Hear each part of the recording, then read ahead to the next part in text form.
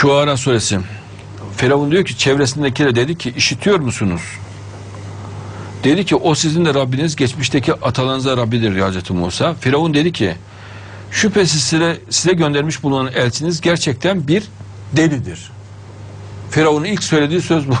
Delilikle itham ediyor. Bütün peygamberlere, bütün Allah yolunda mücadele edenlere önce bir delilik iftirası olur, iddiası olur. Cübbeli de bana ilk söylediği şeylerden bir tanesi deli olmamla ilgiliydi.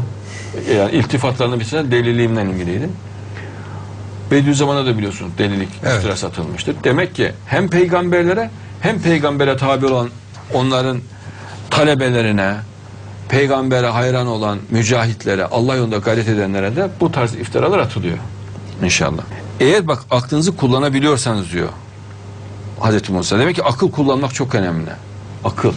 Derin düşünmek çok önemli. O doğunun da batının da ve bunlar arasında olan her şeyin Rabbidir dedi. Firavun dedi ki andolsun, bir de yemin ediyor. Onun da kendine has. Demek ki küfrün de yemini var. Kafirane yemin de var. Andolsun benim dışımda bir ilah denecek olursan seni mutlaka hapse atacağım. Demek ki Mehdiler hapse giriyorlar. Demek ki Mehdilerin karşılaşacağı olaylardan bir tanesi de hapis. Hazreti Yusuf nasıl hapse konduysa Hazreti Musa'yı da o devrin Deccal'i hapse atmakla tehdit ediyor. Evet. Rivayette de Mehdi'nin hapse gireceği belirtiliyor.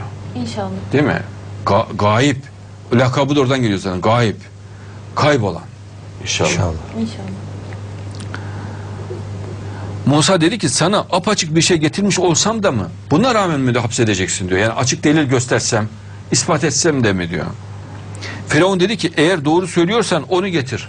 Yalnız adamın yine de burada böyle bir psikopatın demokrat yaklaşması çok şaşırtıcı. Yani tarihin en azılı psikopatı ama demokrat yaklaşıyor. Asrımızın firavunlarında bu demokratlık yok. Ya şu firavunun demokratlığını göstermiyorlar. Bak o yine getirir bak ispat et diyor, göstert diyor. Değil mi? Evet. Asrımızın firavunları hiç konuşmayacaksın diyor. Hiçbir şekilde de çıkarttırmayız, hiçbir şekilde de söyletmeyiz diyor. Aklına da getirmek, söyletmem de konuşturtmam da diyor. Firavun dedi ki eğer doğru söylüyorsan onu getir. Bunun üzerine asasını bıraktı. Bir de ne görsünler? O açıkça bir ejderha oldu. Yani Darwinist fikri, evrimci fikri yerle bir ediyor. Bak o zamanın Darwinisti onu yaratılışı ispata davet ediyor.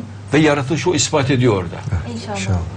Ama şu anın Darwinistleri, materyalistleri değil ispat, değil anlatım, değil mi? Değil bir kitap basmak, değil bir yere bir kitap göndertmek, adını bile söyletmiyorlar. Evet. Bu da ahir zamanın şiddetini gösteriyor. Evet. İnşallah. Bak Firavun devrindeki özgürlük bile yok şu an. Elini de diyor kalbinin üstüne doğru sokuyor. Bir de ne görsün diyor. Çıkarttığında o bakanlar için parlayıp hem parlıyor hem de aydınlanmış diyor. Bembeyaz. İnşallah. Firavun bunu görünce çevresindeki önde gelenlere bu dedi doğrusu çok bilen bir büyücüdür.